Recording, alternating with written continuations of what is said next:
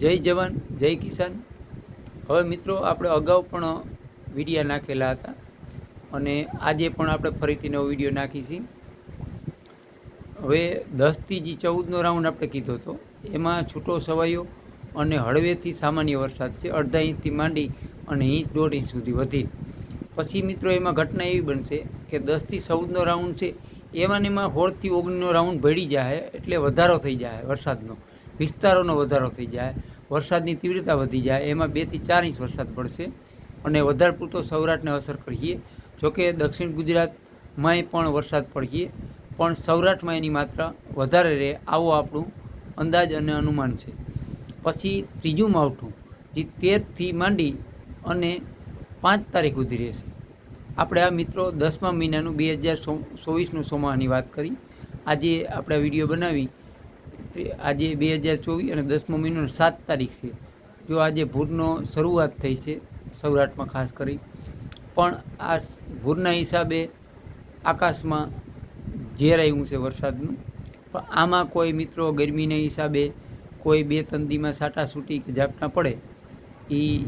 બીજા નંબરની વાત છે, પણ કાયદેસરનો માવઠાનો રાઉન્ડ 10થી 14નો છે। એમાં પછી 16થી 19માં વધારો થઈ જાય અને 23થી 5નો જે માવઠાનો છેલ્લો રાઉન્ડ છે એમાં 23થી 27માં વરસાદનું જોર વધારે રહેશે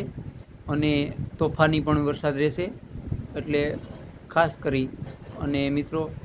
આ બધી આગાહી છે એ શિયાળા અનુસાર જે આપણે કચ્છ ખાતર અને દનિયા આધારિત કરતા હોય અને લાંબી આગાહી અનુસાર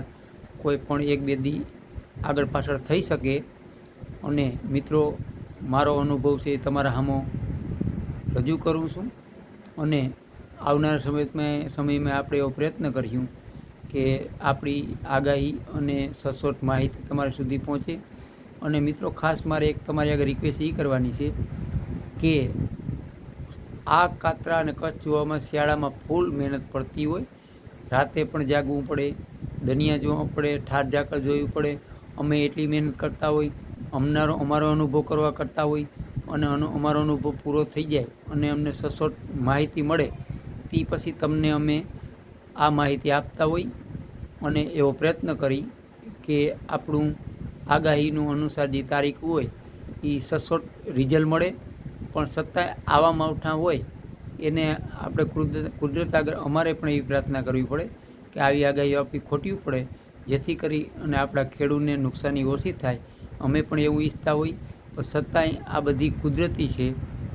અને કુદરતે જે થાયરું હોય તે જ થાય અને અંતે આની જે નુકસાની અને કુદરતનો જે પણ માર હોય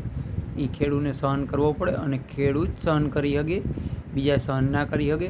અને મિત્રો મારે હજી તમને એક એ વાત કહેવાની છે કે આપણા જે પૂર્વજો ઘણું બધું આપણે કહેતા ગયા,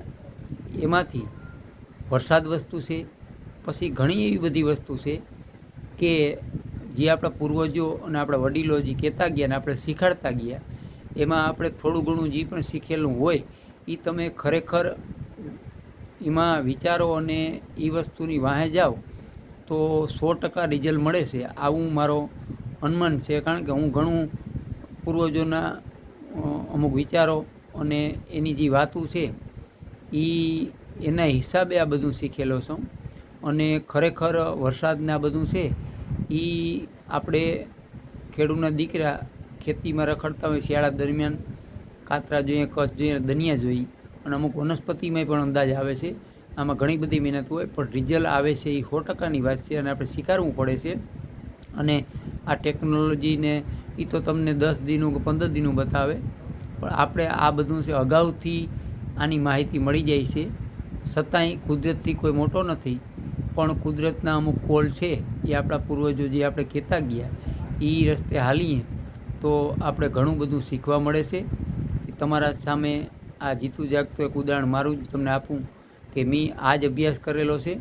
અને આપણે આમાં સફળતાય મળે છે, પણ આ અનુભવ છે મને પણ કામ આવે અને મારા મિત્રોને ખેડૂને પણ કામ આવે। જોકે આપણે અવારથી આ વિડીયો નાખવાનું કર્યું છે, નકર આપણે કાર્યક્રમ બનાવી અને મિત્ર ગ્રુપ પૂરતું જ રાખતા હતા, પણ ઘણા મિત્રોનું એવું કહેવાનું હતું કે આવી સચોટ આગાહી અને તમારા તારીખ અનુસાર વરસાદ પણ આવે છે, અને આપણે અવારના વર્ષમાં આપણે ઉનાળત દેખતા હતા તે પણ ઉનાળત થયું છે, અને ગયા વર્ષે જૂનાગઢમાં ઉનાળત થયું હતું તે પણ આપણા કાર્યક્રમમાં લખેલું હતું, આપણા મિત્રોને ખબર છે. એટલે આવા અનુભવ એકબીજા મિત્રોને મળેલા છે, એટલે એની ભલામણથી કે ભાઈ કિશોરભાઈ તમે પણ વિડીયા નાખો અને બધે ખેડૂત સુધી આ માહિતી પૂગે, અને તમે યુટ્યુબમાં ચેનલમાં વિડીયા નાખતા થાવ અને તમને ખરેખર 2-5 પૈસા. અને ચોખ્ખી વાત મુદ્દાની એવી છે મિત્રો કે ખરેખર કોઈ પણ વસ્તુ છે, આજ મને એવડો અનુભવ છે, હું મારા પૂરતોય રાખી શકું, પણ આ કોઈ પણ વસ્તુનો આપણો અનુભવ અને આપણી જે મહેનત છે એ તમારી સામે રજૂ કરીએ અને તમે લાઈક, શેર અને સબસ્ક્રાઈબ કરો તો એમાં મને ખબર છે મિત્રો, અને તમને ખબર છે કે વિડીયા નાખવામાં આપને 2-5 પૈસા મળે, જેથી કરી અને આપણા આગળ જે અમુક સુવિધા નથી હજી કે સારું વસ્તુ બનાવી અને તમારી સામે રજૂ કરી, તો હું એ તમને એવી પ્રાર્થના કરું કે જે મારી મહેનત છે અને મારા તારીખ અનુસાર તમને ખરેખર સચોટ માહિતી મળતી હોય અને તમને એવું લાગતું હોય કે ખરેખર આ મહેનત સિવાય આ એટલા રિઝલ્ટ એટલા અગાઉ ના આવી શકે, તો ખરેખર મિત્રો લાઈક કરજો, શેર કરજો અને સબસ્ક્રાઈબ કરજો. જય જવાન, જય કિસાન, જય મુરલીધર.